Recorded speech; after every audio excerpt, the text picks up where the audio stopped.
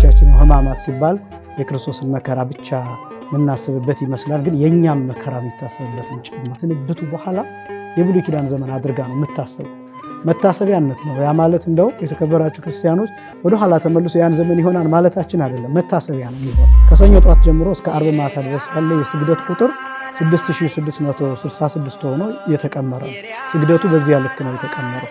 ይህም ደግሞ የጌታ ግርፋትን የሚያሳይ ነው። በሰሙነ ሕማማት የሚውል የትኛውም በዓል የሚከበረው በስግደት ነው የሚከበረው። የሰሙነ ሕማማት በዓል ጠባዩ ራሱ ስግደት ነው። የበዓሉ አንዱ መገለጫ ስግደት ነው። ለምሳሌ የእመቤታችን በዓል ስቅለት ላይ ቢውል የእመቤታችን በዓል ከስቅለት አይበልጥም። በነገራችን ይሄ በሌላ አገላለጥ እመቤታችን ከጌታ አትበልጥም ማለታችን። ስለዚህ የጌታ በዓል በስግደት የሚከበር ከሆነ እመቤታችን ወላዲተ አምላክ ናት፣ እናከብራታለን። አማላጅነቷ ከሁላችንም ጋር ይሁን። የእመቤታችን በዓል ግን ስቅለት ላይ ቢውል ሰኞ ይሁን ማክሰኞ በሰሙነ ሕማማት ውስጥ ማለት ነው ይሰገዳል። እስራኤላውያንን አያቸው፣ ፈተሻቸው። ልምላሜው አለ፣ ትንቢቷ ወጉ አለ። ነገር ግን ዋናው ነገር የለም። መሲሁ መጣ፣ ግን ገደሉት፣ ሰቅለው ገደሉት። ጻድቁ መጣ፣ ሰቅለው መግደላቸው ብቻ ሳይሆን አላመኑበት። ጀርባቸውን ሰጥተው መስቀል ላይ ሰቅለው እየተሯሯጡ ያለፈች ሰንበታቸውን ለማክበር ወደ ቤታቸው ሄዱ። ሰንበታቸው ክርስቶስን ሰቅለው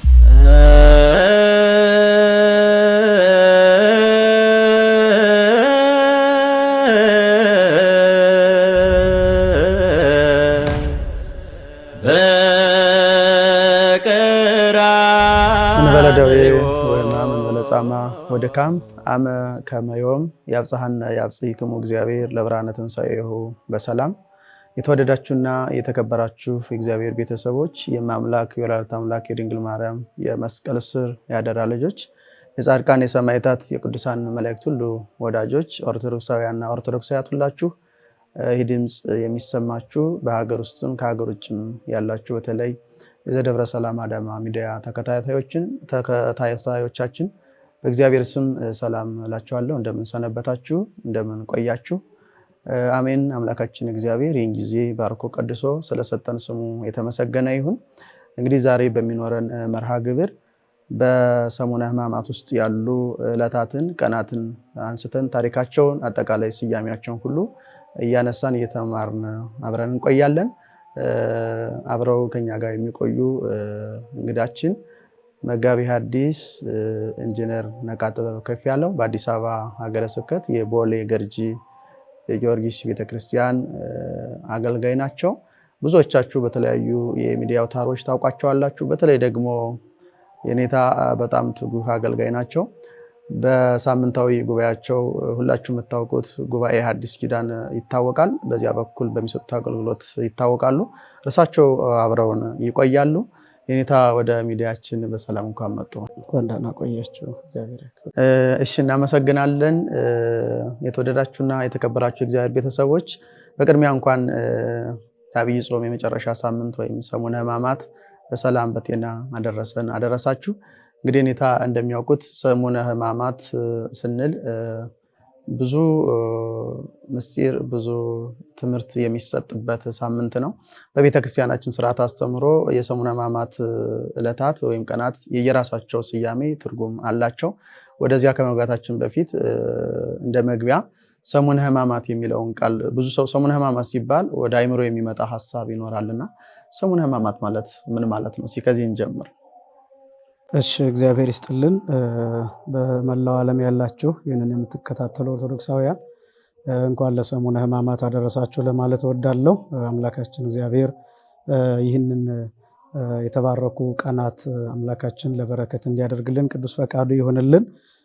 እንግዲህ ኔታ እንዳሉት ሰሙነ ሕማማት በጣም ሰፊ በዓላት ያሉት፣ ሰፊ ትርጉሞች፣ ሰፊ ታሪኮች ያሉት ነው እያንዳንዱ ቀን። እንግዲህ ሰሙነ ሕማማት ማለት የሕማማት ሳምንት ማለት ነው። ትርጉሙ ሰሙነ ሕማማት የሕማማት ሰሞን፣ የሕማማት ሳምንት ማለት ነው።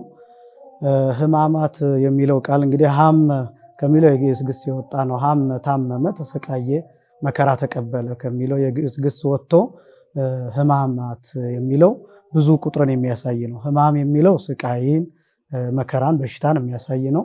ሕማማት ደግሞ ሲሆን ብዙ ስቃያት፣ ብዙ መከራዎችን እነዚህን የሚያሳይ ነው ሕማማት የሚለው ቃል። ስለዚህ ሰሙነ ሕማማት ማለት ቀጥታ ብንተረጉመው የስቃይ ሳምንት ወይም ደግሞ የስቃዮች ሳምንት፣ የመከራዎች ሳምንት የሚል ትርጉም አለው። እንደዚህ ይሁን እንጂ ቀጥታ ትርጉሙ ሕማማት የሚታሰቡበት ስቃዮች የሚታሰቡበት የሚል ወቅት ያለው ነው። በሁለት የሚከፈል ነው። ሕማማት የሚለው አንደኛ የብሉይ ኪዳኑን የሚያሳይ ነው።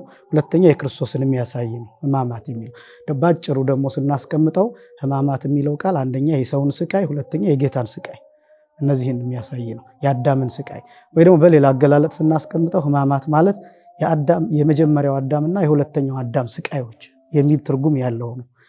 ሕማማት ማለት ሰሙነ ሕማማት ማለት የመጀመሪያው አዳም ስቃይ የሚታሰብበት፣ ሁለተኛ ደግሞ የሁለተኛው አዳም ክርስቶስ ስቃይ የሚታሰብበት ማለት ነው። ይህንን ማንሳት ያስፈለገኝ ለምንድን ነው? ብዙዎቻችን ያው ሕማማት ሲባል የክርስቶስን መከራ ብቻ የምናስብበት ይመስላል፣ ግን የእኛም መከራ የሚታሰብበትም ጭምር ነው። ስለ ሆሳዕና ስናነሳ የሆሳዕና መስቀል ማሳለም የሚከለከልበት ሰዓት አለ። የጸሎተ ፍታቱ ከተከናወነ በኋላ ቀሳውስቱ ቀጥታ መስቀላቸውን ያስቀምጣሉ። እግዚአብሔር ይፍታ ተብሎ ከተሰናበተ በኋላ ከዚያ በኋላ ያለው ሰዓት መስቀል ማሳለም የማይቻልበት ሰዓት ነው። እስከ ትንሣኤ ሌሊት ድረስ ክርስቶስ ተንሥአ እሙታን በዐቢይ ኃይል ወሥልጣን እስከሚባልበት ሰዓት ድረስ መስቀል ማሳለም አይቻልም። አንዳንድ ቡራኬዎች በየመሃሉ ይኖራሉ። ጸሎተ ሐሙስ ላይ ከዛም ደግሞ ቅዳሜ ጠዋት ቄጤማውን የመባረክ ስርዓት ያ ይኖራል። ከዛ ውጭ ግን መስቀል ማሳለም የተከለከለ ነው፣ ፍትሐ ነገሥቱ እንደሚያስቀምጠው። እነዛ ቀናት ሲቆጠሩ ለምሳሌ ሰኞ 1፣ ማክሰኞ 2፣ ሮብ 3፣ ሐሙስ 4፣ ዓርብ 5 ቀናት ይሆናሉ። የእሑድን ከግማሹን ስናመጣው ተኩል ይሆናል። 5 ቀን ተኩል ይሆናል ጠቅላላ። ይሄ 5 ቀን ተኩል የሚሆነው ቀናት 5500 ዘመናትን የሚያሳይ ነው። የብሉይ ኪዳኑን ዘመን የሚያሳይ ነው። እነዚህ የብሉይ ኪዳን ዘመናት የሚባሉ ጠቅላላ የአዳም የልጆቹ የልጅ ልጆቹ ስቃይ የሚታሰብበት ነው። ሕማማት የሚለው አንዱ የመጀመሪያው እሱ ነው። የአዳምን ስቃይ፣ ከዛ የልጆቹ መንከራተት፣ የነቢያት መንከራተት። ቅዱስ ጳውሎስ እንደገለጠው ዕብራውያን ምዕራፍ 11 ላይ ዓለም ስላልተገባቻቸው የሚለው አለ አይደለም?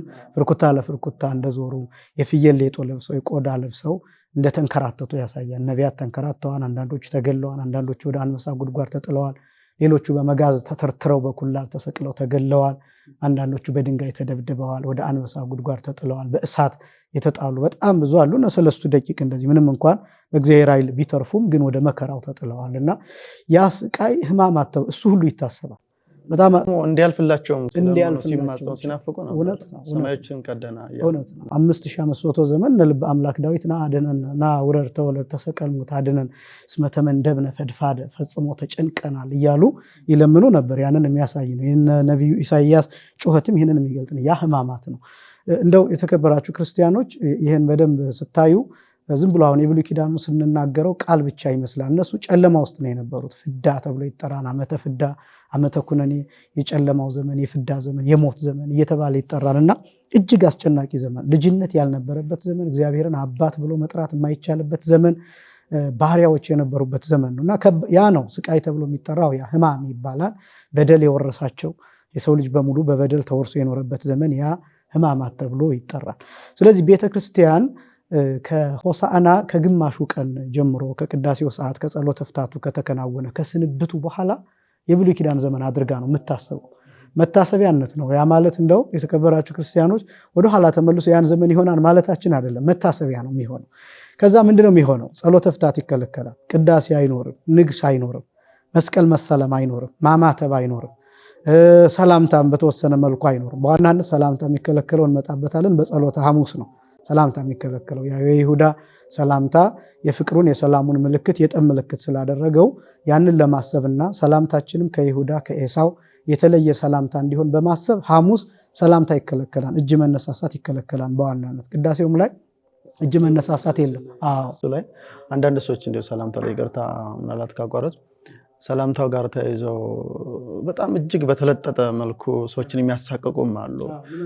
እንደው እሱ ላይ በደንብ እንዴት ስለፈለኩ ነው እና የሚከለከለው ዕለተ ሐሙስ ላይ ነው፣ ጸሎተ ሐሙስ ላይ ነው ሰላምታ የሚከለከለው። እሱም ደግሞ ለመታሰቢያነት እንጂ ሰላምታ የተሰጣጠሰው ኃጢአት ሰርቷል ማለት አይደለም። በተቀደሰ አሳሳብ በተቀደሰ ሰላምታ እርስ በርሳችሁ የሚል ቃልም ስላለን በመሰረቱ የተፈቀደም ነው። ነገር ግን ለመታሰቢያ ብቻ በዛ ቀን እና እሱ ብቻ አይደለም እኮ የኔታ አሁን ሰላምታው ብቻ ሳይሆን ብዙ ሰዎች ለምሳሌ ተሳስተው ለምደን ማማተብ ለምደን የለ ብዙ ሰው ተሳስቶ ሲያማትብ እንደገና ኃጢአት የሰራ መስሎት የሚደነግጥ አለ። መታሰቢያ እንዲሆን ነው እንጂ ተሳስቶ ያማተበ ሁሉ ኃጢአት ሰርቷል ማለት አይደለም። ለምሳሌ ቤተክርስቲያን ሂደን ማማተብ ስለለመድን በሩ ላይ ሄደን ልናማተብ እንችላለን። ትዝ ሲለን እንተወዋለን። ለምን? መታሰቢያነት ስለሆነ ስለተከለከለ።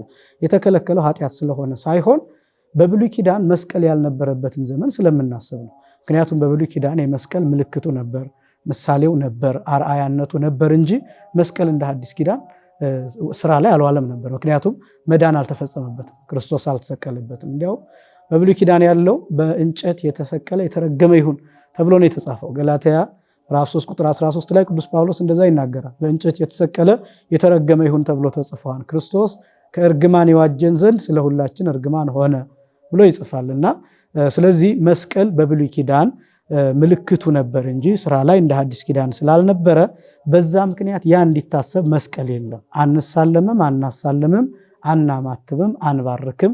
ክሪያላይሶን የሚል ቃል ብቻ ተጠቅመን ማዕዳችንን እንቆርሳለን። ሰላምታም ከሰኞ ጀምሮ እስከ ዓርብ ሰላምታ የሚተዉ ሰዎች አሉ። ግን አስቀድመን እንደገለጥ ነው መዘጋጊያ አይደለም፣ መበቃቀያም አይደለም። ቂም የያዘ ሰው፣ በቀል ያለው ሰው አሁን አንዳንዱ ሰው እግረ መንገዱ እንደ ምክንያት አድርጎ ሰላም እንዳልልህ ሕማማት ነው ይልና ዘግቶ ያልፋል። እሱም ትክክል አይደለም። ለዚያ መጠቀሚያ እንዲሆን ሳይሆን መታሰቢያ እንዲሆን ነው።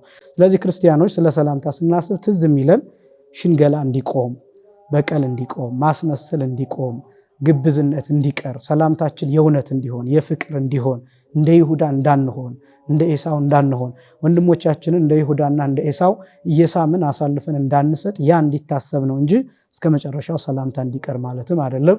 ሐሳቡን መረዳት ያስፈልጋል። ስለዚህ ሰሙነ ሕማማት ማለት የመጀመሪያው በብሉይ ኪዳን የነበረውን ዘመን የምናስብበት ነው። ሌላው የኪርያላይሶን እያለን የምንሰግደው እሱ ሁሉ የነቢያት ጩኸት ነው።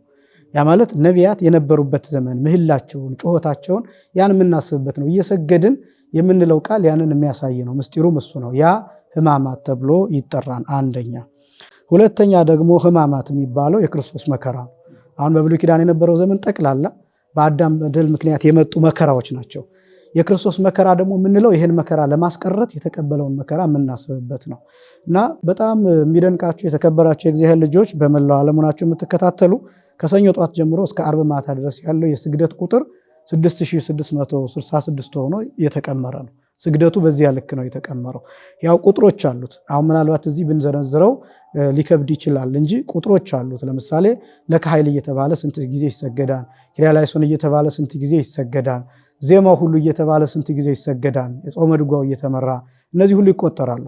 1 ሰዓት ላይ አለ ጠዋት፣ ከዛ 3 ሰዓት ላይ፣ ከዛ 6 ሰዓት ላይ፣ ከዛ 9 ሰዓት ላይ።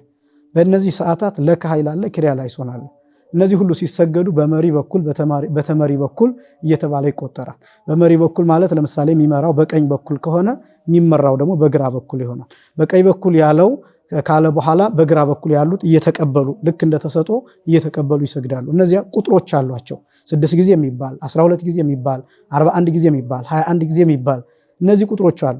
እነዚህ ቁጥሮች ከሰኞ ጧት ጀምሮ ከ1 ሰዓት ጀምሮ የሰኞ ለምሳሌ 1 ሰዓት አለ፣ 3 ሰዓት፣ 6 ሰዓት፣ 9 ሰዓት። ከዛ የማክሰኞም እንደዚሁ፣ የረቡዕ እንደዚሁ፣ የሐሙስ እንደዚሁ፣ የዓርብ እንደዚሁ። እነዚህ ተባስተው ተቀምረው ጠቅላላ 6666 ቁጥር ይመጣል። ይህም ደግሞ የጌታ ግርፋትን የሚያሳይ ነው። ሕማማት የሚባለው ለዚህ ነው። የጌታችን የመድኃኒታችን የኢየሱስ ክርስቶስ መከራ የሚታሰብበት ጊዜ ነው። በዚህ ወቅት ደግሞ የብቻው መልክአ ሕማማት ተብሎ የሚጠራል። አሁን ብዙ ጊዜ በሰሙነ ሕማማት አንዱ መልክአ መልኮችን መጸለይ አይቻልም የሚሉ ነገሮች አብረው ይነሳሉ። በተለይ በሊቃውንቱ ውዳሴ ማርያም አሁን የ7ቱ ዕለታት ውዳሴ ማርያም ይታደላል፣ አንቀጸ ብርሃን ይታደላል። ከዛ ግን መልክአ ማርያም መልክአ ኢየሱስ አይሰጥም፣ አይደገምም። በግል አይደለም የሚከለከለው፣ በስርዓተ ማህሌቱ አይደገምም። ለምንድን ነው ቢባል በመልክአ ማርያም በመልክአ ኢየሱስ በሌሎቹ መልኮች ፋንታ መልክአ ሕማማት አለ። ያ ስለሆነ ነው። ይሄ ብቻ ሳይሆን ለምሳሌ አሁን መልክአ ኢየሱስ የማይደገምበት ምክንያት አንድ ቃል አለ። ነቢዩ ኢሳይያስ የተናገረው ቃል ትንቢተ ኢሳይያስ ምዕራፍ 53 ላይ እንወደው ዘንድ ደም ግባት የለውም የሚል ቃል አለ። ይሄ ማለት መልክ የለውም ማለት ነው። በመከራ ጠቁሯል መልኩ፣ ስለኛ ጠቁሯል፣ ስለኛ መልኩ ጠፍቷል፣ ደም ሸፍኖታል፣ መከራ ሸፍኖታል፣ መጎሳቆል ሸፍኖታል፣ ረሃብ ሸፍኖታል፣ ስቃይ ሸፍኖታል። እና መልክአ ሕማማት የሚባለው አንዱ የመከራን መልክ የማሳየት ነው። አሁን ክርስቶስ አያምርም አይደለም ጉዳዩ። እንወደው ዘንድ ደም ግባት የለውም ማለት ጌታ መልክ የለውም መልከ መልካም አይደለም። እንዲያውም ልበ አምላክ ዳዊት እኮ መዝሙር 44 ላይ ይሴኒ ላዩ ሙሉ ደጓ ለምህያው ይላል። መልኩ ከሰው ልጆች ሁሉ ተለይቶ ያምራል ይለዋል እና የመልክ ማማር አለማማር ጉዳይ ሳይሆን በዛ ቀን ግን በእኛ ኃጢአት ጠቁሯን፣ የእኛን በደል ተሸክሟን፣ የእኛን ኃጢአት ተሸክሟን፣ ብዙ ተደብድቧን፣ ብዙ በቡጢ ተመቷን፣ ፂሙ ተነጭቷን፣ በቦክስ ተመቷን፣ ላዩ ላይ የሾህ አክሊል አለ። ደም ከአናቱ እየፈሰሰ ፊቱን፣ ደረቱን፣ አካሉን በሙሉ ሸፍኖታል። ቆዳው በግርፋት ተነስቷል። ፊቱ አብጧል። በመከራ ማለት ነው። ያን የሚያሳይ ነው እና መልክ የማይደገምበት ምክንያት የጌታ መልክ ያኔ በመከራ የጠቆረ ፊቱን ለማሳየት ነው እንጂ በግል አሁን መልካ ማርያም፣ መልካ ኢየሱስ፣ መልካ ጊዮርጊስ ሌላውን መልካ ቅዱሳን ቢጸለይ ኃጢአት ነው ማለት አይደለም። በስርዓተ ማህሌቱ ግን መልካ ሕማማት በፋንታው በሌሎቹ መልክ ገብቶ መልካ ሕማማት በየሰዓቱ ይደርሳል። የማታም አለ፣ የንዋም የ9 ሰዓት አለ፣ የ6 ሰዓት አለ፣ የ3 ሰዓት አለ፣ የ1 ሰዓት አለ። ይሄ እንዲታወቅ ያስፈልጋል። ሕማማት የሚባለው ይሄ ነው። ሌሎቹ እንግዲህ ጠቅላላ በጣም ብዙ የተከለከሉ ነገሮች አሉ በሕማማት አስቀድመን እንደገለጥነው። ለምሳሌ ጸሎተ ፍታት የማይደረገው ተተክቶ ነው፣ ዝም ብሎ አይደለም። አሁን ሰኞ ለምሳሌ ሰው ቢሞት ማክሰኞ፣ ሮብ፣ ሐሙስ፣ ዓርብ ሰው ቢሞት ጸሎተ ፍታት ሳይከናወን ይቀበራል። ይሄ ማለት በሰሙነ ሕማማት የሚሞት ሰው ኃጢአተኛ ነው ማለት አይደለም። ይህም ብዙ ሰው አንዳንድ ሰዎች የሚጠቀሟቸው ቃላት አሉ። ሰው በሰሙነ ሕማማት ሲሞት ኃጢአተኛ ስለሆነ ነው ተብሎ ይታሰባል። አስቀድሞ ተፈቷል። ቤተክርስቲያን ለምታደርገው ነገር ሁሉ አስቀድማ ኃላፊነት ወስዳ ነው የምታደርገው የምታከናውነው። ለምሳሌ ሰኞ፣ ማክሰኞ፣ ረቡዕ፣ ሐሙስ፣ ዓርብ፣ ቅዳሜ ለሚሞቱ ሰዎች አስቀድማ ቤተክርስቲያን ጸልያለች። ለሁሉም ነፍሳተ ኩሎሙ ክርስቶሳውያን ብላ ክርስቲያኖች የሆኑ ሰዎች ሁሉ ነፍስ አስቀድሞ በዕለተ እሁድም መቃብር ሁሉ ተባርኳል፣ መሬት ሁሉ ተባርኳል። በዚህ ምክንያት ሰኞ የሚቀበር ሰው መሬቱ ሳይባረክ ይቀበራል። ቡራኬው ግን አስቀድሞ ተከናውኗል። ጸሎተ ፍታቱም አስቀድሞ ተከናውኗል እና ሰኞ ቀን፣ ማክሰኞ፣ ረቡዕ፣ ሐሙስ፣ ዓርብ የሚሞቱ ሰዎች መቃብር ሳይባረክ ስለተቀበሩ ኃጢአተኞች ናቸው ማለትም አይደለም። ሳይባረክ ተቀበሩም ተብሎ የሚነገር አይደለም። አስቀድሞ የተደረገ ስለሆነ ስለዚህ በሰሙነ ሕማማት የሚከለከሉት ነገሮች አስቀድሞ የሚደረጉ ናቸው። ሌላው በሰሙነ ሕማማት ስግደት እንዳልኩት አስቀድሜ 6666 ስግደቶች አሉ። የፈለገ በዓል ቢሆን ይሰገዳል በሰሙነ ሕማማት። አንዳንድ ውዝግቦች ይነሳሉ። በዚህም በዓል ላይ ሰሙነ ሕማማት ላይ ይሰገዳሉ። ብዙ ውዝግቦች አሉና በደንብ በትክክል በተለይ እነዚህ አበይት በዓላት ታላላቅ በዓላት በሰሙነ ሕማማት በሚውሉበት ጊዜ ስግደት አይሰገድም ብለው ለምሳሌ እመቤታችን በዓል ብዙ ጊዜ እኔ የማስታውሰው የእመቤታችን በዓል ዕለተ ዓርብ ላይ ውሎ ይሰገዳል አይሰገድም የሚል ከአንዱ ቤተክርስቲያን ይሰገዳል፣ ሌላኛው አይሰገድም። መስገድ የሚፈልገው መኪናውን አስነስቶ ወደሚሰገደው ይሄዳል። መስገድ የማይፈልገው ከዛ ተነስቶ ወደዚህኛው ወደማይሰገደው ይሄዳል። እንደዛ አይነት ነገሮች ነበሩ። ነገር ግን በሰሙነ ሕማማት የሚውል የትኛውን በዓል የሚከበረው በስግደት ነው የሚከበረው። የሰሙነ ሕማማት በዓል ጠባዩ ራሱ ስግደት ነው። የበዓሉ አንዱ መገለጫ ስግደት ነው። ስግደት ልክ አሁን ክብረ በዓላት ሲሆኑ ማህሌት እንደምንቆመው ሁሉ ሰሙነ ሕማማት ላይ ስግደት እንሰግዳለን። አለቀ እና የትኛውን በዓል ለምሳሌ አሁን የጌታ በዓላት 18 በዓላት አሉ፣ ንዑሳንና አበይት የሚባሉት 9 አበይት በዓላት የሚባሉ አሉ ታላላቆች። ከነዚያ ውስጥ አንዱ ስቅለት ነው። ስቅለት በስግደት ነው የሚከበረው እና ለምሳሌ የእመቤታችን በዓል ስቅለት ላይ ቢውል የእመቤታችን በዓል ከስቅለት አይበልጥም። በነገራችን ላይ ይሄ በሌላ አገላለጥ እመቤታችን ከጌታ አትበልጥም ማለታችን ነው።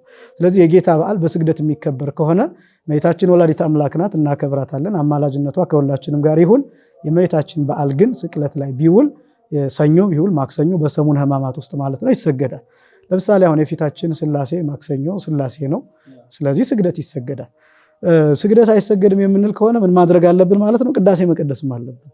በዓሉ መከበር አለበት ካልን ንግስ ቢሆን ለምሳሌ ማንገስ አለብን፣ ታቦት ማውጣት አለብን እንደማለት ይሆናልና በሰሙነ ሕማማት የሚውል የትኛውን በዓል በስግደት ይከበራል። ስለዚህ ሕማማት ማለት መከራ ማለት ነው። ሕማማት ማለት ስቃይ ማለት ነው። ሌላ የመጨረሻ ነጥብ በሰሙነ ሕማማት ፍትሐ ነገሥቱ የሚያስቀምጠው ከቀኑ የሚጾመው 13 ሰዓት ነው የሚጾመው። እነሱ የየራሳቸው አላቸው። ለምሳሌ ዘወረደ እስከ 12 ሰዓት ይጾማል። ከዛ ቀጥሎ 9 እያለ ይቀጥላል። የሰሙነ ሕማማት 13 ሰዓት ነው የሚጾመው ማለት ነው። ከማታ 3 ሰዓት ይጀምራል። ያው ሌሊት የታወቀ ነው ጾም ነው። የቀኑ ግን እስከ ማታ እስከ ምሽት 1 ሰዓት ድረስ ነው የሚጾመው። የሚጾመውም ተጾሞ የሚበላውም 3 ነገር ነው ብሎ ብቻ ነው ፍትሐ ነገሥቱ የሚያስቀምጠው። ወደ አፍ የሚገባው አንደኛ ውሃ፣ ሁለተኛ ቆሎ፣ ሶስተኛ ቂጣ። ከነዚህ ከ3 ነገሮች ውጭ ወደ አፍ አይገባም። እስከ ይሰርቅ ኮከብ ይላል ፍትሐ ነገሥቱ። እስከ ምሴት እስከ ምሽት ድረስ ይጹሙ ኮከብ እስኪወጣ ከዚያ ይህንን ያስቡ። ይህም የብሉይ ኪዳንን ቀጥሎ ደግሞ የጌታን መከራ የምናስብባቸው ወቅቶች ናቸው። ሰሙነ ሕማማት እጅግ በጣም የተወደደ ሳምንት ነው። ክርስቲያኖች እጅግ በጣም ልንጠቀምበት የሚገባ ብዙ መጽሐፍት የሚነበቡበት በተለይ ጆሮአችንን ወደ መጽሐፈ ግብረ ሕማማት አድርገን ልዩ ልዩ ታሪኮችን አስደናቂ ነገሮችን የምንሰማበት ወቅት ነውና ሰሙነ ሕማማት እንግዲህ ባጭሩ ይህንን ይመስላል። እግዚአብሔር በዓላቱን የተባረከ ያድርግልን፣ ቃሎት ያሰማልን። ኔታ ተከታታዮቻችን በእውነት ሰፋ አድርገው ነው እንግዲህ መግቢያው ነው ይሄ። በነገራችን ላይ ሰሙነ ሕማማት ምንድን ነው የሚለውን የቃሉን ትርጉም አጠቃላይ ጽንሰ ሐሳቡን ከዚያም ጋር ተያይዞ በሰሙነ ሕማማት ሊደረጉ የሚገባቸውን በሌላ በኩል ደግሞ የተከለከሉ ጉዳዮችን ያነሱልን። በተለይ በዋናነት አከራካሪ አንዳንድ ሰዎች የሚወዛገቡባቸውን ጥያቄ የሆኑ በየዓመቱ የሚነሱ ጉዳዮችን ነው ያጠሩልን። ከዚህ ጋር ተያይዞ የእግዚአብሔር ቤተሰቦች በሰማችሁት መንገድ እንዲሁ ሁልጊዜ አዲስ መሆን አይጠበቅብንም። እኔ ቅድም እንደው በደንብ አድርገው እንዲመለከቱ የጠቆምኩኝ ሰላምታ ብዙ ጊዜ ስለሚገጥመኝ ነው። አንዳንድ ሰዎች በተለጠጠ መንገድ ያውም ለአንድ ቀን ለሐሙስ እንድናስበው የተያዘዘውን በጣም በብዙ መንገድ ሰዎች ሲከራከሩበት፣ ሲበሻሸቁበት፣ ሲገፋፉበት ይታያልና ሲጀመር ማወቅ ያለብን ይሁዳዊ ሰላምታ በሰሙነ ሕማማት ብቻ አይደለም፣ በማንኛውም ጊዜ የተከለከለ ነው። ታመ በበይናቲክሙ በአምሃ ቅድሳት ነው። ሰላምታችን የተቀደሰ መሆን አለበት በየትኛውም ጊዜና ሰዓት ማለት ነው። በድጋሚ ቃሎት ያሰማልን መምህራችን። እንግዲህ ከዚህ ጋር ተያይዞ ሌላው በዚህ በሰሙነ ሕማማት ያሉ ቀናት እንደሚታወቀው የየራሳቸው ስያሜም ታሪክም አላቸው። ከታሪካቸው መነሻነት ነው ስያሜያቸውም። ስለዚህ የመጀመሪያው የሕማማት ሰኞ መርገመ በለስ ወይም ርግመተ በለስ በመባል ይታወቃልና ምን ማለት ነው? እሺ እግዚአብሔር ይስጥልን። በድጋሚ የሰሙነ ሕማማት ሳምንታቱ ሰኞ፣ ማክሰኞ፣ ረቡዕ፣ ሐሙስ፣ ዓርብ፣ ቅዳሜ በጣም ብዙ ስያሜዎች ድርብርብ ስያሜዎች ናቸው ያሏቸው። በእርግጥ የሰሙነ ሕማማት ብቻ ሳይሆን ከዛ በኋላ ከፋሲካ ማግስትም ጀምሮ ማዕዶት፣ ቶማስ፣ አልዓዛር እንዲህ እየተባለ ይቀጥላል እና ይህ የሚያሳየው እንግዲህ ምስጢራት አያልቁም። የቤተክርስቲያን ምስጢር ብዙ ነው። እንደው በእውነት አባቶቻችን በረከታቸው በሁላችንም ላይ ይደርብንና ለተሰኑይ ደግሞ ምንድነው ከሆሳዕና የቀጠለ ነው። ከመጋቢት 23 ጀምሮ ማለታችን ነው። እንግዲህ ሆሳዕና መጋቢት 22 ቀን ነው በጥንቱ ብለናል። መጋቢት 23 ሰኞ፣ 24 ማክሰኞ፣ 25 ረቡዕ፣ 26 ሐሙስ፣ ከዛ 27 ስቅለት ይሆናል የተሰቀለበት ዕለተ ዓርብ ማለት ነው። ሰኞ እንግዲህ መጋቢት 23 ነው ማለታችን ነው። የማቴዎስ ወንጌል ምዕራፍ 21 እንደው በዚሁ ቅደም ተከተል ለመሄድ ከቁጥር 17 ጀምሮ ትቷቸውም ከከተማ ወደ ቢታንያ ወጣ፣ በዚያም አደረ ይላል። ጌታ በቢታንያ ያደረው በዚህ ሰሞን ነው። አልዓዛርን ከመቃብር ካስነሳ በኋላ በሰሙነ ሕማማት በምንለው በእኛ አጠራር በተከታታይ ቢታንያ ነው ያድር የነበረው። ደብረ ዘይት አያድርም ነበር። ለምን ቢባል በጣም ይፈልጉት ነበር። በተለይ ከሆሳዕና በኋላ ሊይዙት ይፈልጉ ነበር። ያው የሚያድረው ደብረ ዘይት ነው የሚል መረጃ ስላለ ደብረ ዘይት ይሄዳሉ። እሱ ግን ጊዜው ስላልደረሰ ደብረ ዘይት አያድርም ነበር። ቢታንያ ለ5 ተከታታይ ቀናት ቢታንያ ነው ያድር የነበረውና ስለዚህ ቢታንያ ያደረ የሚለው አንዱ ጥቆማም እሱን የሚያሳይ ነው። ስለዚህ መጋቢት 22 እሑድ ቀን ተመልሶ በአልዓዛር ቤት ካደረ በኋላ በቢታንያ ካደረ በኋላ በማለዳ ወደ ቤተ መቅደስ የመሄድ ልማድ አለው። የሉቃስ ወንጌል ምዕራፍ 20 ቁጥር 37 ላይ መዓልተ ይሜሄር በምኩራብ ወሌሊተ ይበይት ውስተ ደብረ ዘይት ይላል። ሌሊት በደብረ ዘይት ያድራል፣ ቀን ግን በምኩራብ ያስተምራልና የፈለገ ቢሆን ጌታ ከመቅደስ ቀርቶ አያውቅም፣ ከምኩራቡ ቀርቶ አያውቅም። ይህም የሚያሳየው ምእመናን ሁልጊዜም ከመቅደሱ መለየት እንደሌለብን፣ ከቤተክርስቲያን መለየት እንደሌለብን ማሳየት የሚችል ነው። አንድም ቀን በወንጌል ጌታ ከምኩራብ የቀረበት የተቀመጠ ታሪክ የለም እና ሲመለስ ተርቦ ነበር ይላል። ተርቦ ነበር። ከዛ በለሲቱን አየ።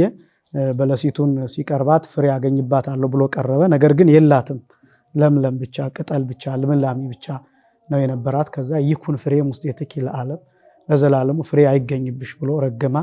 ወዲያውኑ በለሲቱ ደረቀች ይላል። እንዲያውም ደቀ መዛሙርቱ አይተው እንዴት አሁን ደረቀች፣ እንዴት ፈጥና ደረቀች ብለው ተገረሙ ይላል። በጣም ብዙ ሀሳቦችን የያዘ ነው። አንዱ መርገመ በለስ የሚባለው ሰኞ ጠዋት ስለሆነ በማለዳ ይላል። ይሄኛው የሆሳዕና በዓል እሑድ ነው ብለናል። ስለዚህ ሰኞ ርግመተ በለስ ወይም መርገመ በለስ ተብሎ የሚጠራው ለዛ ነው። በማለዳ ካለ ሰኞ ጠዋት ማለቱ ነው። በለሲቱን ለምንድን ነው የተራበው? መራቡ መጀመሪያ ሰው መሆኑን ለማሳየት ነው። ለአጽድቆተ ትስብእት ምታት እንዳልሆነ ለማጠየቅ እውነትም ሰው ይራባል፣ ሰው ይጠማል። ስለዚህ ጌታ የእኛን ጠባይ የእኛን ባህሪ ስለነሳ በእኛ ተገልጧል። በዚህ ምክንያት ተራበ የሚለው ቃል እሱን የሚያሳይ ነው። ከዛ ቀጥሎ በለሲቱን ቀርቦ ፍሬ እንዳለባት እንደሌለባት ተመለከተ። የሌለባት ሆኖ ሲያገኛት ረገማት ይላል። ይህንን የእኛ ሊቃውን ሲተረጉሙ በአንጻረ በለስ ረገማ ለኃጢአት ይላሉ። በበለሲቱ አንጻር ኃጢአትን ረገማት ይላሉ። የተራበው ምንድን ነው ሲባል ሰው ነው የተራበው። መራቡ ጽንዓ ፍቅሩን የሚያሳይ ነው። አሁን በማለዳ ተራበ የሚለው ቃል በቁሙ ብቻ የሚያሳይ ሳይሆን ምስጢሩ ሌሊት ላይ እንዴት ተራበ ቢባል ሰው ነው የፈለገው። በማለዳ የሚለው ቃል ምንን የሚያሳይ ነው ቢባል ከመጀመሪያ ጀምሮ ማለት ነው። ይሄ ማለት የባህሪው ነው። ፍቅር የባህሪው ነው። ከጥንት ጀምሮ እግዚአብሔር ሰው ወዳጅ ነው። ይሄ ፍቅሩ ዝም ብሎ 5500 ዘመን ሲፈጽም የገነፈለበት ፍቅር አይደለም። ከጥንት ጀምሮ ከባህሪው ጋር የነበረ እርሱ ባወቀ ከራሱ ጋር የተዋሃደ ነው። ባህሪው ነው። ፍቅሩ መገለጫው ነው እና በማለዳ የሚለው እሱን የሚያሳይ ነው። ከዛ በለሲቱን ፈለገ ማለት በለስ የተባለው ቅዱስ ያሬድም በለስ ዘይቤ ቤተ እስራኤል ሙንቱ እያለ ይተረጉማል ብዙ ጊዜና በለስ የተባለው ቤተ እስራኤል ነው። በለስ የተባልነው እኛ ነን። በለስ የተባልነው ሰዎች ናቸው አጠቃላይ እና በለሱን ፈልጎ ሄደ ማለት ሰው ፈልጎ ሄደ ማለት ነው። በተለይ ደግሞ ቤተ እስራኤል በለስ ተብላ ስትጠራ ፍሬ የላትም፣ ልምላሜ ግን አላት። ቅጠል አላት፣ ፍሬ የላትም። እስራኤላውያን ተስፋው አላቸው፣ ትንቢቱ አላቸው፣ ሱባኤው አላቸው፣ ግን አላመኑበትም። ፍሬ የተባለው እምነት ነው። ፍሬ የተባለው መመለስ ነው። ፍሬ የተባለው መዳን ነው እና እስራኤላውያንን አያቸው፣ ፈተሻቸው። ልምላሜው አለ፣ ትንቢቱ ወጉ አለ፣ ወጉ አለ። ነገር ግን ዋናው ነገር የለም። መሲሁ መጣ፣ ግን ገደሉት፣ ሰቅለው ገደሉት። ጻድቁ መጣ፣ ሰቅለው መግደላቸው ብቻ ሳይሆን አላመኑበትም። ጀርባቸውን ሰጥተው መስቀል ላይ ሰቅለው እየተሯሯጡ ያለፈች ሰንበታቸውን ለማክበር ወደ ቤታቸው ሄዱ። ሰንበታቸው ክርስቶስን ሰቅለው እና ይሄን የሚያሳይ ነው። ከዛ በጣም የሚያሳዝነውም ይኩን ፍሬ ሙስቴትኪ ለዓለም፣ ለዘላለሙ ፍሬ አይገኝብሽ ማለት ለዘላለም ደግ ሰው አይገኝብሽ ብሎ ረገማት ማለት ነው። ይሄ ከባድ እርግማን ነው በእስራኤላውያን። በእርግጥ እንደዚህ የሆኑት እግዚአብሔር ስለረገማቸው ነው ማለት አይደለም። ስለሆኑ ነው ጌታ እንዲህ የተናገረው እንጂ እንዳይሆኑ ረገማ አስቀድመው መወሰን አይደለም። በማቴዎስ ወንጌል ምዕራፍ 23 ላይ ከቁጥር 37 ጀምሮ ኢየሩሳሌም ኢየሩሳሌም የሚል ቃል አለ።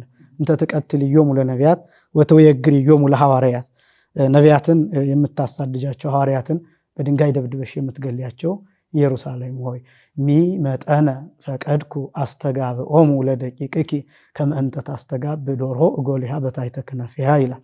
ዶሮ ጫጩቶቿን በክንፎቿ እንደምትሰበስብ ልክ እንደዚያ ልሰበስባችሁ ወደድኩ ይላል። ምን ያህል ወደድኩ ይላል። ወአበይክሙ ይላል፣ እምቢ አላችሁ ይላል። አንቺም ልጆችሽም እምቢ አላችሁ ይልና ወናሁ ይትሐደግ ቤትክሙ በድወ እስከ ሶበ ትብሉ ብሩክ ዘይመጽእ በስመ እግዚአብሔር ይላል። በእግዚአብሔር ስም የሚመጣ የተባረከ ነው እስከምትሉ ድረስ ቤታችሁ፣ ሰውነታችሁ ምድረ በዳ የተፈታ አገር፣ የተፈታ ውድማ በረሃ ይሆናል ብሎ ጌታ ይናገራል። እና በዛ ምክንያት ደግ ሰው አጡ። እንደሚታወቀው የእስራኤል ታሪክ ከዛ በኋላ ጥሩ አይደለም። በ70 ዓመተ ምህረት ኢየሩሳሌም ጠፋች፣ አገሪቱ ጠፋች፣ መቅደሱ ፈረሰ። ለ2000 ዓመት እስራኤል እንደሚታወቀው ሀገር ሳትሆን ነው የኖረችው። በፈረንጆቹም በዓለም ታሪክም 2048 በፈረንጆቹ አቆጣጠር 2048 ዓመተ ምህረት 1948 ዓመተ ምህረት ከሁለተኛው ዓለም ጦርነት በኋላ ነው እንደ ሀገር ሪኮግኒሽን ያገኘችው፣ እውቅና ያገኘችው እንደ ሀገር ከ1948 ዓመት በኋላ ማለት ኦልሞስት ለ2000 ዓመት የተፈታች ሀገር ሆና ነው የኖረችው። እስከ ቅርብ ጊዜ ድረስ በየሀገሩ የተፈቱትን አይሁዳውያንን እስራኤላውያንን ሰብስበዋል።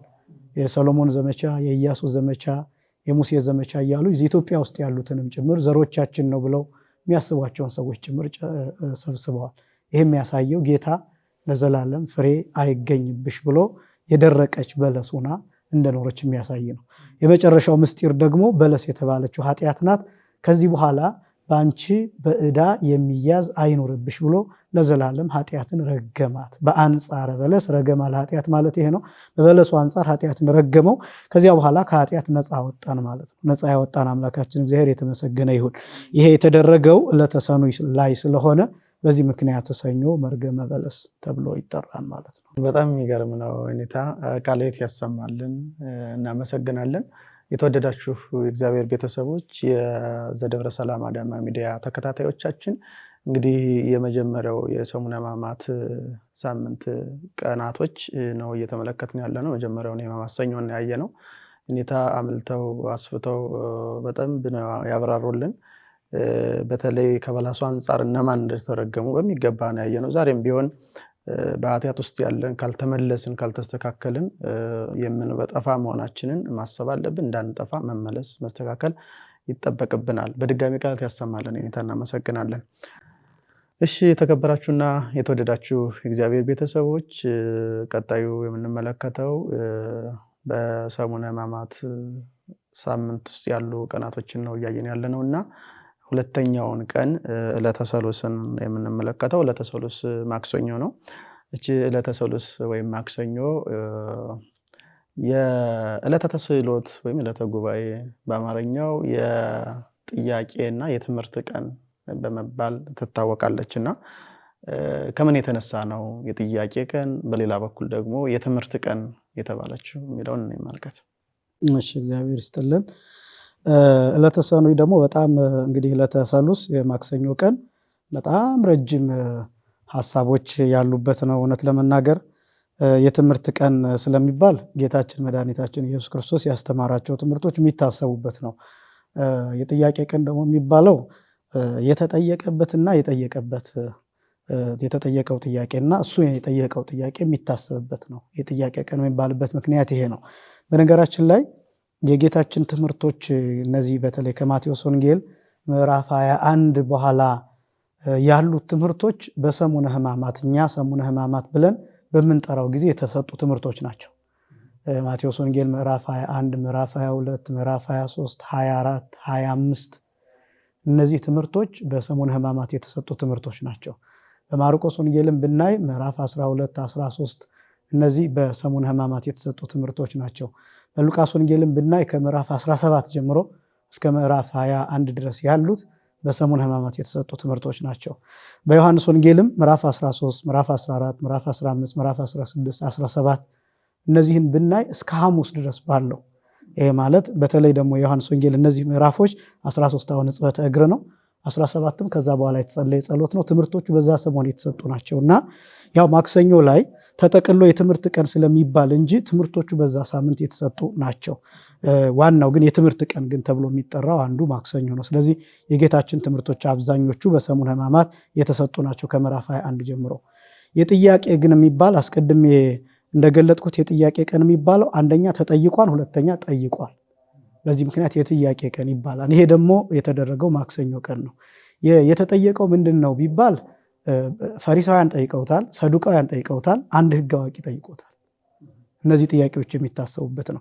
ፈሪሳውያን የጠየቁት ጥያቄ ፈሪሳውያን ብቻ ሳይሆን እንደውም እዚህ ላይ የማቴዎስ ወንጌል ምዕራፍ 21 ከቁጥር 23 ጀምሮ ብንመለከት የካህናት አለቆች ጠይቀውታል ይላል። ስለዚህ አሁን የቀረ የለም። እንደውም እዚህ ላይ የሚለው የካህናት አለቆች የሕዝብ አለቆች ነው የሚለው። ሕዝቡ ጠይቀውታል። መላእክተ ሕዝብ የሚባሉት እነዚህ ልመተ ዝዕላን ተብለው የሚጠሩ አሉ አይደለም? እነሱ ጠይቀውታል። አበይተ ሕዝብ ተብለው ይጠራሉ በሌላ አገላለጥ።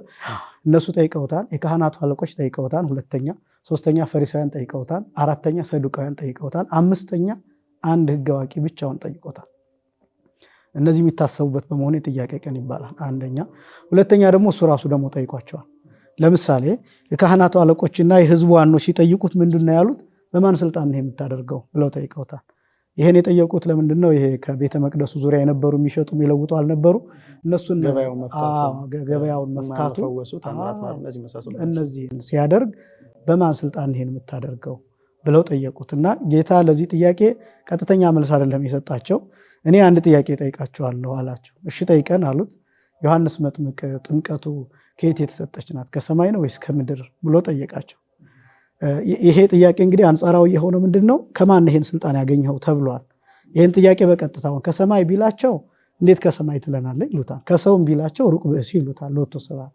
ስለዚህ ይህን ጥያቄ ለመመለስ በአንጻር ዮሐንስ መጥምቅ ነው የጠየቃቸው። በዮሐንስ መጥምቅ አንጻር ከሰማይ ነው ወይስ ከምድር ነው ሲላቸው እነሱም ተመካከሩ። ከሰማይ ነው እንዳንለው ለምን አላመናችሁበትም ይለናል። ከሰው ነው እንዳንል ደግሞ ሕዝቡ ይገለናል። ከሰው ነው እንዴት ትላላችሁ? እንዴት ተራ ሰው ታረጉታላችሁ ዮሐንስ መጥምቅን ይለናል። ስለዚህ ብለው ዝም ብለው ሄዱ። እንግዲያውስ እኔም ከምን እንደሆነ አልነግራችሁም አላቸው ይላል። አንድ ይሄ የጥያቄ ቀን የሚባለው በዚህ ምክንያት ነው። ሁለተኛ ፈሪሳውያን የጠየቁት ጥያቄ ነው። የዮሐንስ ወንጌል ምዕራፍ 22 ላይ ይሄ ጥያቄ ምንድን ነው? ለቄሳር ግብር መስጠት ተፈቅዷል የሚል ጥያቄ ነው የጠየቁትና ያው እንግዲህ ከቄሳር ጋር ማገናኘት ነው የፈለጉት እነሱ ጌታን ለመክሰስ እንዲመቻቸው። ይኸው ለቄሳር ግብር አይገባም ብሏል፣ ሕዝቡን ያሳምጻል ብለው ለመክሰስ እንዲመቻቸው ለቄሳር ግብር መክፈል ተፈቅዷል አልተፈቀደም ብለው ይጠይቁታል። እና ጌታም ምንድን ያላቸው? ለምን ትፈትኑኛላችሁ ነው ያላቸው። ለምን ትፈትኑኛላችሁ? እስኪ አምጡና ብሩን አሳዩኝ አላቸው። ወአርአይዎ አላደ ዲናሩ ይላል። የዲናሩን አምጥተው አሳዩት ይላል ብሩ እና ዲናሩ ምንድነው ብር ሆኖ ያው እንደኛ እንደ ድሮ እንደ ጠገራ ብር አይነት በአንድ በኩል ስዕለ ኪሩብ የተቀረጸበት ነው። የኪሩቤል ስዕል ሃይማኖታቸውን ያሳያል። በአንድ በኩል ደግሞ የቄሳር ስም የተጻፈበት ነው፣ የቄሳሩ ስም። ስለዚህ ይሄ ታዩታላችሁ አላቸው። ስዕለ ኪሩብ አዎ። ይሄኛውንስ ታዩታላችሁ ጽሑፉን? አዎ። ስለዚህ ይሄኛውን ለእግዚአብሔር ስጡ፣ ይሄኛውን ደግሞ ለቄሳር ስጡ አላቸው። ይሄ ከባድ ነው። ያን ለማድረግ ብሩን ለሁለት መሰንጠቅን ይፈልጋል። ስለዚህ በጣም ተገርመው ተመለሱ ይላል። ሁለተኛ የጥያቄ ቀን የሚባለው ነው። ሶስተኛ ሰዱቃውያን የጠየቁት ጥያቄ ነው። ሰዱቃውያን የሚባሉት ያው አልቦ ትንሣኤ ሙታን የሚሉ ናቸው። ሙታን አይነሱም፣ መንፈስ የለም፣ መላእክት የለም፣ ትንሣኤ የለም፣ ረቂቅ ነገር ሁሉ የለም ብለው የሚያምኑ ናቸው ሰዱቃውያን። እና ጌታን ሲጠይቁት ምን ብለው ጠየቁት? አንድ ሰው በኦሪቱ ሕግ መሰረት ዘር ሳይተካ ቢሞት ታናሽ ወንድሙ ሚስቱን አግብቶ የታላቅ ወንድሙን ሚስት አግብቶ ዘር ይተካለት የሚል ሕግ አለ እና 7 ወንድማማቾች ነበሩ። አንደኛው አገባ፣ ዘር ሳይተካ ሞተ። ሁለተኛው አገባለት፣ ዘር ሊተካለት፣ ግን ዘር ሳይተካ ሞተ። ሶስተኛውም ለሌሎቹ ታላላቆቹ ሊተካ አገባ። አራተኛውም እንደዛው፣ አምስተኛው፣ ስድስተኛው፣ ሰባተኛው፣ ሰባቱም ዘር ሳይተኩ ሞቱ። እና ትንሣኤ ሙታን አለ የምትሉ ከሆነ መጨረሻ ላይ ከሙታን ሲነሱ ይቺ ሴት ለማንኛው ነው ሚስት የምትሆነው? በልጅ እንዳይባል አልወለዱም ሰባቱም። እና ስለዚህ ለማንኛው ነው የምትሆነው ብለው ጌታን ጠየቁት። በዚህ ጥያቄ ምክንያት የጥያቄ ቀን ይባላል ማክሰኞ። እና ጌታ ሲመልስላቸው መጽሐፍትንና የእግዚአብሔርን ኃይል አታውቁምና ትስታላችሁ። ሰዎች ከሙታን ተለይተው ከተነሱ በኋላ እንደ መላእክት ነው የሚሆኑት፣ አያገቡም፣ አይጋቡም፣ አይበሉም፣ አይጠጡም ብሎ ጌታ ይህንን መልሷል። በዚህ ምክንያት የጥያቄ ቀን ይባላል። ከዚያ ቀጥሎ ሕግ አዋቂው የጠየቀው ነው ጌታ። ይህ ሕግ አዋቂ ከትእዛዛት ማንኛዋ ትበልጣለች? የትኛዋ ትበልጣለች? 10 ትእዛዛት አሉ። ከነዚህ ውስጥ የትኛው ትበልጣለች ብሎ ጌታን ይጠይቀዋል። ተገቢ ጥያቄ ስለነበረ መልሶለታል። የመጀመሪያዋ ጥያቄ አምላክህ እግዚአብሔርን በፍጹም ልብ፣ በፍጹም ኃይል፣ በፍጹም ነፍስ ውደድ የምትለው ወካልእታሂን ተትመስላ። ሌላኛዋ ደግሞ የምትመስላት አፍቅር ቢጸከ ከመ ነፍስከ፣ ባልንጀራህን እንደ ራስህ አድርገህ ውደድ። ወበእላክ ለእቲ ትእዛዛት ተሰቅሉ ኦሪትኒ ወነቢያት፣ ኦሪትና ነቢያት በዚህ ተንጠልጥለው ተሰቅለው ጸንተው ይኖራሉ ብሎ ጌታ መልሶለታል።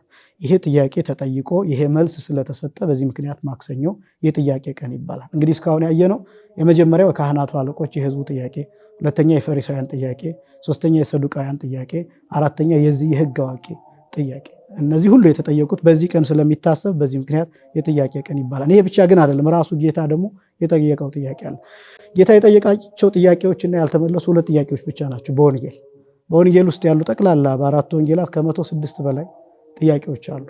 ከነዛ ውስጥ ጥያቄዎች ውስጥ ጌታ የጠየቃቸው ጥያቄዎች አሉ እና ያልተመለሱ የሚባሉት 2 ጥያቄዎች እነዚህ ናቸው። አንዱ ጥያቄ ቅድም ያልኩት የዮሐንስ ጥምቀት ከየት ነው የሚለው ጥያቄ ነው። ሁለተኛው ጥያቄ ያልተመለሰ ጥያቄ ጌታ ፈሪሳውያንን አንድ ጥያቄ ልጠይቃችሁ፣ ስለ ክርስቶስ ምን ትላላችሁ? ምን ይመስላችኋል? ማን ይመስላችኋል ብሎ ይጠይቃቸዋልና የዳዊት ልጅ ነው ብሎ ይመልሱለታል። ከዛ ጌታ ምን ብሎ ይጠይቃቸዋል? እንዴ ታዲያ የዳዊት ልጅ ከሆነ ዳዊት ራሱ ጌታ ጌታዬ ነው ይቤሎ እግዚእ ለእግዚእ ንበር በየማኔ እስከ አገብኦሙ ለጸላእትከ ታሕተ መክየደ እገሪከ፣ ጠላቶችህን ከእግር በታች እስካስገዛል ድረስ በቀኜ ተቀመጥ ብሎ ጌታ ጌታዬን አለው ይላል። እና ዳዊት ክርስቶስ የዳዊት ልጅ ከሆነ ጌታዬ ብሎ ለምን ይጠራዋል? ጌታ ብሎ ለምን ይጠራዋል አላቸው። አልመለሱለትም። ያልተመለሰ ጥያቄ ነው፣ አለፈ። ከዛ ቀጥሎ ወደ ሌላ ምዕራፍ ነው የሚሄደው፣ ወደ ሌላ ሐሳብ ነው የሚሄደው። ራሱ ጌታ የጠየቀበት ነው ይሄን ጥያቄ፣ እነሱ የጠየቁበት ነው። ጌታ እነዚህ 2 ጥያቄዎች የጠየቀበት ነው። በዚህ ምክንያት ዕለተ ሰሉስ ማክሰኞ የትምህርት ቀን፣ የጥያቄ ቀን እየተባለ ይጠራል። ለእነዚህ ጥያቄዎችም ደግሞ መልስ የተሰጠበት በመሆኑ የትምህርት ቀን ተብሎ ይታወቃል ማለት ነው። ቃላት ያሰማልን የኔታ። በእውነት እንዲሁም አሁን ከጥያቄ ጋር አያይዘው የመለሷቸው የነገሩን ያብራሩልን ማብራሪያዎች፣ ብዙ ጊዜ የጥያቄ ቀን ሲባል አንደኛው ነው የሚታየው፣ ብዙ ሰው የሚያውቀው እሱን ነው፣ አንደኛውን ገጽታ። ግን በሌላ በኩል ደግሞ ጌታም የጠየቀበት መሆኑን ነው አመልጣ አስፍተው የነገሩን። ከልብ እናመሰግናለን። በተለይ ማቴዎስ 21 ጀምሮ በተመዘገበው ታሪክ ላይ እነዚህ ሊቃውንተ ሕዝብ የምንላቸው ፈሪሳውያን ለጠየቁ ጥያቄ የውስጣቸውን ክፋት ተንኮላቸውን ስለሚያውቅ ነው። ጥያቄውን በጥያቄ ነው እንትን ያለውና ዛሬም ቢሆን እኛ በውስጣችን ክፋት ይዘን ተንኮል ይዘን በቂምና በበቀል ሆነን ለምንጸልየው ጸሎት ለምንጠያቄው ጥያቄ መልስ የምናገኝ አለመሆናችንም ያሳያል። እንዲሁም በኪዳን ላይ ምን የሚል አለ? ወለለ በጽድቅ ይጼው ሰማይ አይደለም የሚለው በእውነት የሚለምኑትን የሚሰማ ነውና ልመናችን የተስተካከለ የተቃና እንዲሆን በዚሁ አጋጣሚ ለመናገር እንወዳለን። በድጋሚ መምህራችን ከልብ እናመሰግናለን። ቃልዎት ያሰማልን። ለተረቡ አይሁዳውያን ጌታችን መድኃኒታችን ኢየሱስ ክርስቶስን ለመያዝ የመከሩበት የወሰኑበት ቀን ነው። ምክር ብቻ ሳይሆን ለመጨረሻ ጊዜ ውሳኔ ያሳለፉበት ቀን ነው። አይሁዳውያን ማለት ስርዓተ ኦሪት ያላቸው በመላእክት ስርዓት የሰማይን ስርዓት እንዲጠብቁ የተቀበሉ ናቸው። ነገር ግን አንድ ጻድቅ ንጹሕን ለመስቀልና ለመግደል 30 ብር ለመክፈል የተስማሙ ናቸው። አሁን አንዳንድ ሰው በአንድ ጉዳይ ሲስማማ ወይ ሲመክር ለማሰር ሊሆን ይችላል፣ ለማስወገድ ሊሆን ይችላል፣ ለማባረር ለማፈናቀል ሊሆን ይችላል። አይሁዳውያን ግን የመከሩት ለመግደል ነው። ለመግደል ብቻ ሳይሆን እንዴት እንደሚገደልም ጭምር ነው። በወቅቱ የነበሩት 8 አይነት ቡድኖች ነበሩ፣ ወይም 8 አይነት ግሩፖች ነበሩ። የዝዕላን ተብሎ የሚጠራው የአበይተ ህዝብ የታላላቆቹ የህዝብ ቡድን አለ፣ የሊቃነ ካህናቱ ቡድን አለ፣ የረበናት ምሁራን የሚባሉት መምህራን የሚባለው፣ የመጸባሃን የቀራጮች ቡድን፣ የፈሪሳውያን የሰዱቃውያን ጸሐፍት አለ። እነዚህ 8ቱ ጠቅላላ ክርስቶስን በመስቀልና በመግደል ጉዳይ ላይ አሉ ነው እና ለመጀመሪያ ጊዜ በአይሁድ ታሪክ የአንድነት ውሳኔ የተወሰነበት ይሄ ቀን ነው፣ ረቡዕ ቀን። አብዛኞቹ ምስጢራት የተነገሩትና የተገለጡት ሐሙስ ቀን ነው፣ በጸሎተ ሐሙስ ቀን ነው። ለምሳሌ ትሕትና የተገለጠው፣ ጥምቀት የተገለጠው፣ ምስጢረ ቁርባን የተገለጠው ዕለተ ሐሙስ ነው። በብሉይ ኪዳን ይሰዋ የነበረው መስዋዕት ከሰዎች ያነሰ ነው፣ እንስሳት ከሰው ያንሳሉ። ስለዚህ ሰው በብሉይ ኪዳን ይሰዋ የነበረው ለመዳን ከሱ ያነሰውን ነገር ነበር ይሰዋ የነበረው። በሐዲስ ኪዳን ግን ከሱ የሚበልጠውን ነው ሰው የሚሰዋው። ከሱ የሚበልጠውን ማለት ነው በቤተ መቅደስ የሚቀርበው ስጋና ደም ነፍስ የተለየው መለኮት የተዋሃደው ነው። ስለዚህ ከኛ የሚበልጥ ነውና ያ ምስጢር የተሰራበት ቅዳሴ የሚቀደስባት ዕለት ነች ጸሎተ ሐሙስ እና እንዲሁም ስርዓተ ቅዳሴ ሁሉ ለየት ይላል ከሌላው ጊዜ። ቅዳሴው የሚቀደስበት ምክንያት ጌታ ለመጀመሪያ ጊዜ ስጋውና ደሙን የሰጠበት ምስጢረ ቁርባን የተመሰረተበት በመሆኑ የሚቆርቡ ሰዎች ከዚህ በረከት እንዲካፈሉ ለማድረግ ቀኑ በዚህ ሁኔታ መታሰብ ስላለበት ቅዳሴው ሳይቀር ምስጢረ ቅዳሴው ይፈጸማል። ነገር ግን ደግሞ ሕማማት ማለት ምን ማለት እንደሆነ አስቀድመን ስለገለጥን ሕማማት ውስጥ ስለተገኘች ይቺ ሐሙስ የሕማማትንም ስርዓት እንደገና የሐዲስ ኪዳኑን ስርዓት የብሉይ ኪዳኑን ስርዓት እነዚህን ስርዓቶች ነው አያይዛ የምትሄደው ይቺ ቀን ማለት ነው።